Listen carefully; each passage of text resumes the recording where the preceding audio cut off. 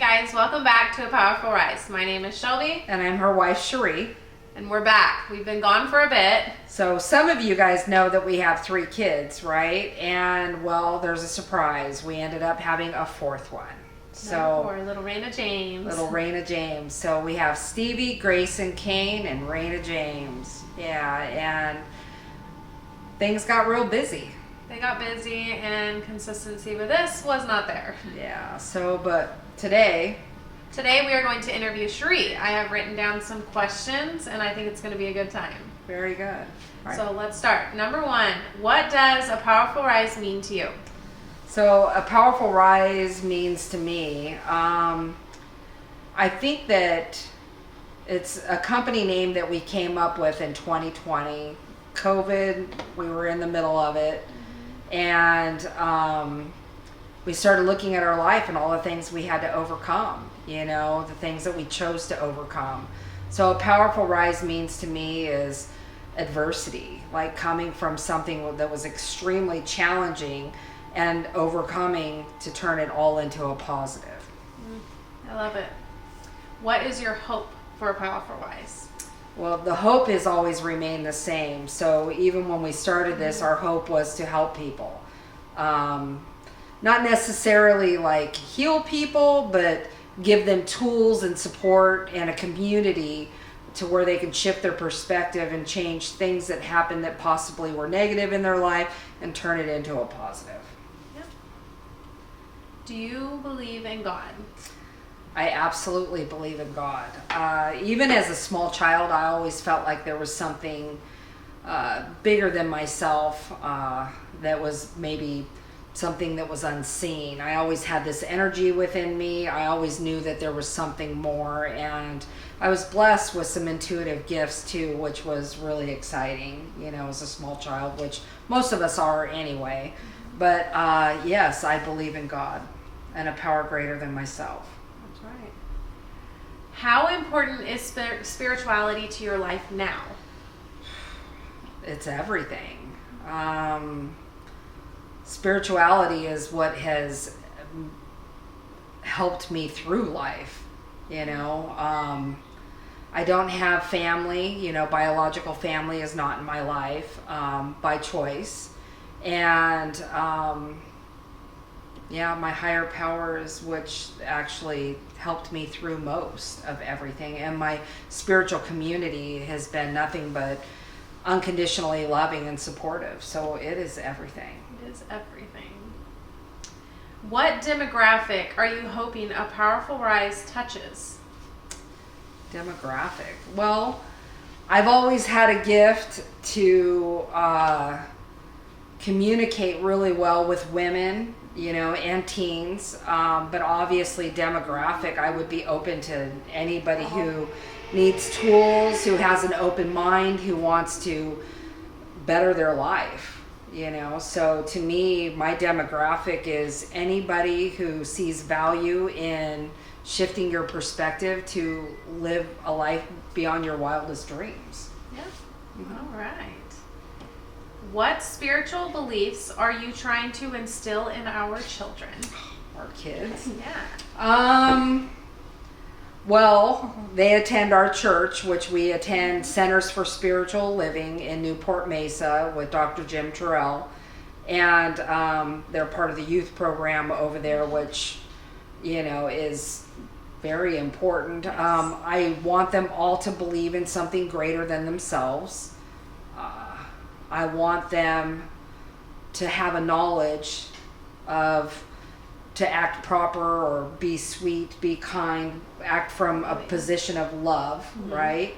So they're all individually unique to themselves. So I'm not sure what their final faith is going to be or what their journey is going to lead them to. I'm open for anything as long as they believe that there's something greater than themselves. I love that. What spiritual practices do you use in your life? Well, I definitely attend church. So I do have a spiritual community, the Centers for Spiritual Living. Spiritual practices, I meditate. Sometimes if I'm dealing with a lot of anxiety, I will listen to a guided meditation on a low volume at night. So while I'm sleeping, my subconscious is just healing all over the place, and I usually wake up feeling energized or more positive. We light candles. Yep. We do vision boards. And actually we light candles with the kids. Yeah, And the we kids love it. manifest with the kids. Crystals I love. Saging the house. Yeah. Like right now we have a version of tiger's blood, which is a lot of fun. We light that and just sage the house and the whole property, which is really nice. But yeah, pretty metaphysical. Metaphysical Yeah. practices. What do you think your calling is? My calling. Well, we own a construction company, which I love. So I love renovating homes. I love doing projects. I love being creative. I love building. But I do believe my calling is assisting people to heal. Mm-hmm. I do believe my calling is taking people that have trauma or life challenges and being able to assist them with giving them language to express themselves or figure out how to heal. So, and shifting perspectives, and adding in hope. That is probably my gift, is communication and really assisting people to have language to be able to express themselves so that they can evolve into a healing state You're of mind. like really good at helping others look at a situation from many different sides. Yeah. And then you leave the situation feeling on fire. Yes. Okay, what are some of the challenges you've encountered on your spiritual path? Well, just recently, the last couple of years, I walked through a shadow side of my journey, which was very dark. I was in a lot of disbelief and things weren't going as I wanted or as I wished or hoped for. And it was a really difficult challenge for me. So, what was the question again? What are some of the challenges you've encountered on your spiritual path? So, remaining in faith. Yeah. Sometimes when you're walking through dark moments of your life, remaining in faith is extremely difficult. Mental health is real. I never really was depressed. I've never been really depressed. I've had challenges in my life, but I didn't stay in a state of mind of depression for long bouts. And I always thought that, like, if you were depressed or upset, that it was a lack of something you weren't doing. Right. Like you weren't seeking more knowledge. You weren't looking how to heal something. You weren't doing steps to solve things and to heal over things. And I now know that, mental health, depression, and everything is paralysis. Mm-hmm. And when you're in it, sometimes you don't even know you're there. Right. And even people around you, especially if you're just living day to day, sometimes they don't know you're there. Mm-hmm. So to me, learning and knowing that things do not stay the same. The number one thing that does stay the same is change, right? So to me, it would be, my challenge would be overcoming depression and anxiety and remaining in faith, even at your darkest moments. So that was my challenge of my spirituality, is something that I've had to walk through just recently.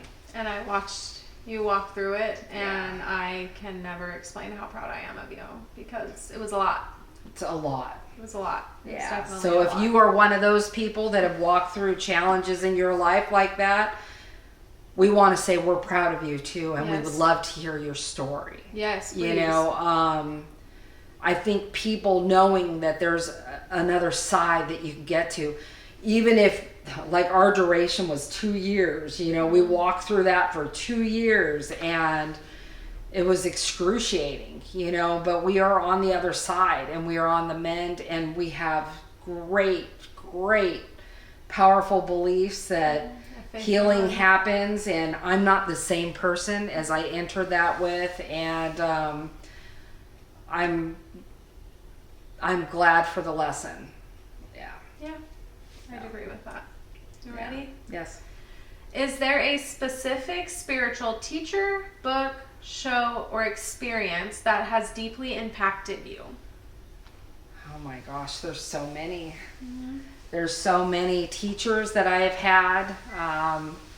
Obviously, Lynn, my sponsor, she is absolutely fantastic, and she has guided me through this wonderful life, you know. But I would also have to say Dr. Jim Terrell and his lessons. You know, he's our minister over at Centers for Spiritual Living in Newport Mesa, and he is phenomenal. And every single Sunday that he's there speaking is a lesson about living life on life terms, you know, and his unconditional love. And he doesn't judge me. Like, he just loves me completely. And I'm so grateful for that. But I would have to say, between Lynn and Jim, they're the best teachers of my life. I think with those two, you hit the jackpot. Yes, definitely. And I just get blessed because, you know, I'm here too. So. Obviously, God knew I needed somebody big on my arsenal, right? So there you have it. You nailed it. Yeah. Okay. How do you define purpose or meaning in life? Wow. How do I define purpose or meaning in life? I think that, for me, and I think Dr. Jim just spoke about this recently too, it's when you're aligned and you're acting out of your heart, right? You're following the passion that comes from within. You are aligned with your purpose, no matter what it is, you know, whether it's painting, construction, building, helping people, whatever it is. Once you're aligned with your heart and you're working out of love, from the power of love, you are standing within your purpose. I believe that thoroughly. Yeah. Me too. That was a great one. Yeah, right? How do you balance your spiritual beliefs with the challenges and realities of daily life? My spiritual beliefs.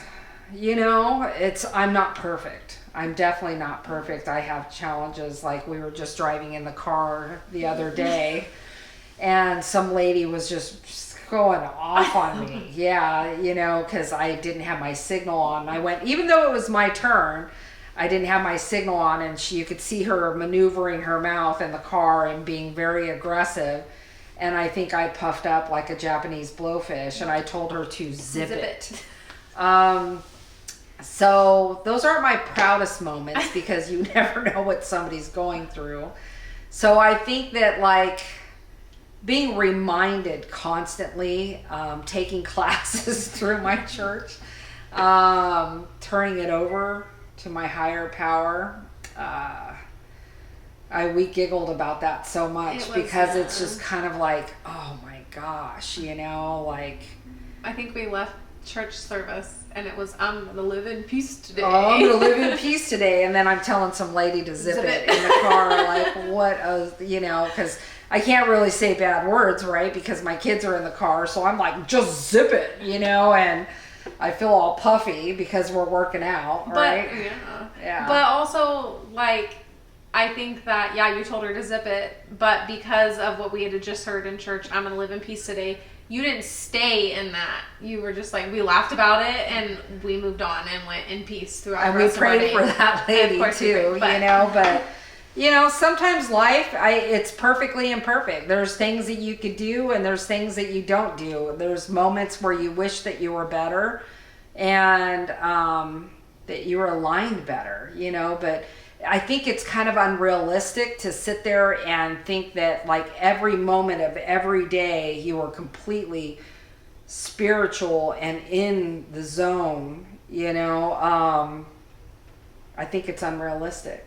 I think that you keep reminding yourself over and over again to stay in peace, right? Like Dr. Jim says, and to act out of the principle of love and do your best. Yeah, and it takes practice, right? It takes practice. Practicing. Yeah, because life is challenging sometimes. Right. What are some ways you find peace and comfort in difficult times? Which is, I guess those two kind of go together. They kind of go together. Peace in difficult times, I know that I have you. You know, there's a lot of peace in that. I have a lot of support from my family. I think I stay in faith and I stay hopeful. You know, that it won't always be like this, that things can change magically in a moment, in a heartbeat. And you also use those tools that you spoke of in the beginning. You meditate, metaphysical readings, things like that. Or I call Dr. Jim or Lynn. On speed dial. On speed dial, yeah. What are some things you are grateful in your life? I'm grateful for you. Completely grateful for you. Like, what a gift. What a gift in this world. I am grateful for my 4 beautiful children. They are just amazing.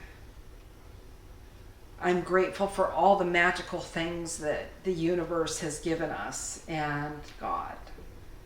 And my health. I am grateful for the ability to shift our life right now, because we're mind, body, and soul. And it's like, you know, body was always a thing that was thought of like, oh, we have to eat healthy. And I've always kind of ate healthy, you know. Probably better before me. But. Yeah, but now we're at the gym working out like, almost 6 days a week and weight training.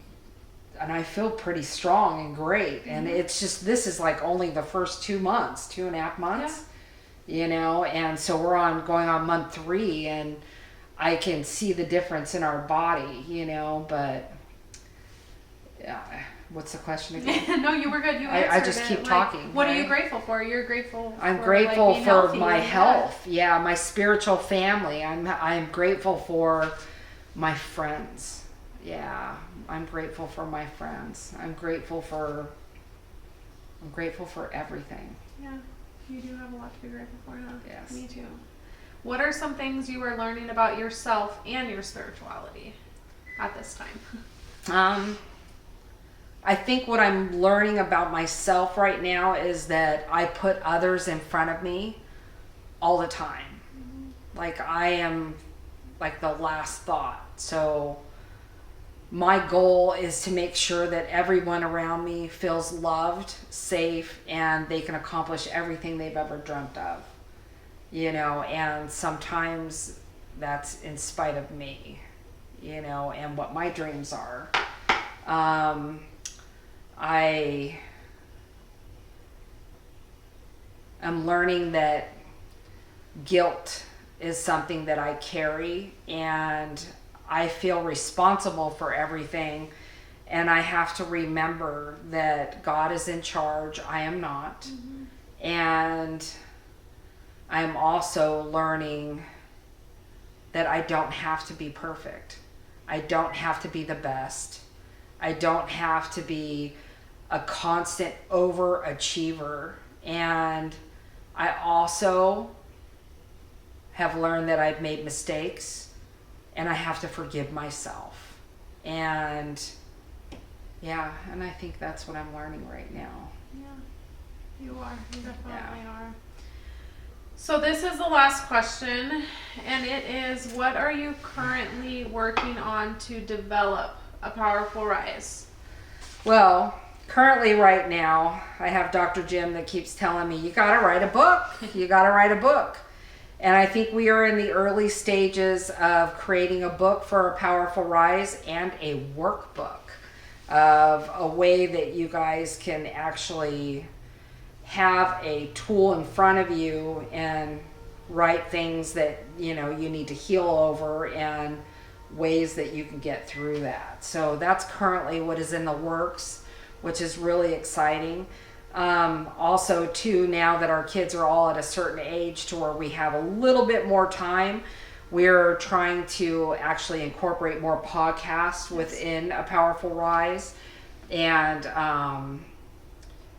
just really enjoying life, and trying to share our tools with people and stay consistent, because things got pretty crazy. There's a lot that you guys don't know that have happened that have been overwhelming, like our daughter, our oldest daughter, a lot of you guys know, she was diagnosed with type 1 diabetes, so we had to walk through that, which was a lot. And she's amazing, right? So she has her numbers incredibly in line, which most people can't even do that, right? So our daughter has a great, mature, positive outlook on life. So, I think at one point she was just like, she had I hate that I have diabetes. There's been that one moment. But otherwise,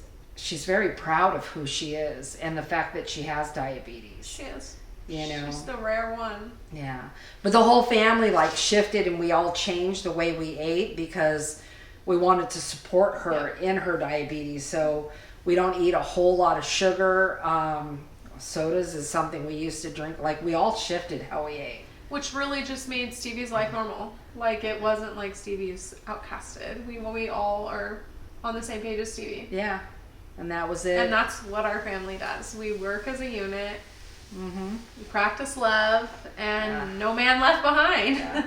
And then our other son, Grayson Jax, he was diagnosed on the spectrum, highly functional, barely on the spectrum of autism, but he had SPD, social processing disorder, and he had what is it? Sensory processing. Processing disorder, and then speech apraxia. Apraxia, yeah, and he has made big strides. The boy is talking all over the place.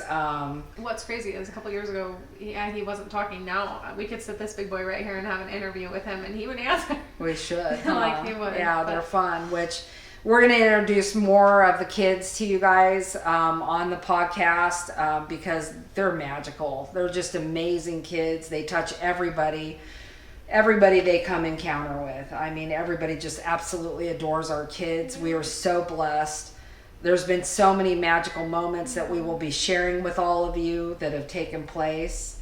That just keep our faith going. Yeah, keep our faith going. But we love all you guys. We miss you, and it's great to be back. And sorry we left, but we were going through it. We were walking through life on life's terms, and our babies were experiencing some technical difficulties in their life. But here we are, and we are so glad to be back. We're glad to be back with plans already set forth for more videos, more podcasts coming through, so we can continue down this. We want to say Happy New Year, and we are so ready for 2025. Yes. All right. Thank you. Bye. Bye-bye.